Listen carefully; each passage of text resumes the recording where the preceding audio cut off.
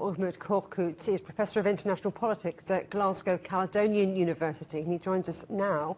Erdogan's rule is now extending into a third decade, so what can we expect over the next 5 years?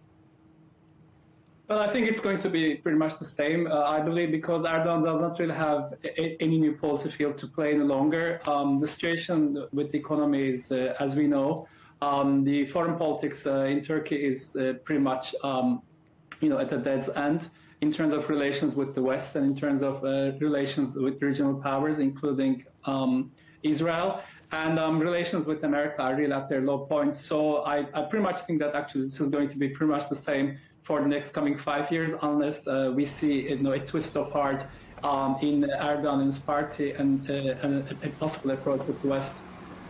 Now, in his acceptance speech, Erdogan didn't mention the economy, which is very wobbly. So can we expect more of the same when it comes to economic policy as well?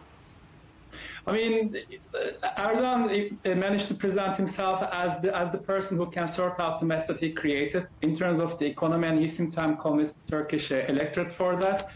He's really rather embedded in terms of keeping the interest rates really low, and he has this non-orthodox policies in terms of thinking that interest rates are the cause of inflation, and rather than a panacea. So I mean, once again, it will just demand him a lot to have a twist of heart in terms of introducing new economic policies.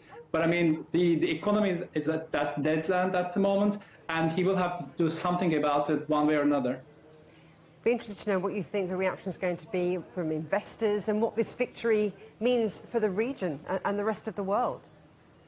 I think it's a very good question. It looks like actually for the region and the rest of the world, it is the devil that you know. For the West, actually, they don't have to deal with a democratizing Turkey that may have increased its EU membership aspirations. For the regional powers, in the Middle East, including Russia, actually, they know they've been working with Erdogan all these years, so they know how he's going to react. In fact, when you looked into the foreign leaders who congratulated him first, they were more or less authoritarian leaders in the region. And for the investors, once again, I mean, Turkey had turned into a basket case. However, today it seems like the Istanbul stock market is on the rise. So they may have a certain different expectation. But once again, we need to see the cabinet that Erdogan is going to set in place, and then we will understand the shape of the economy further afterwards.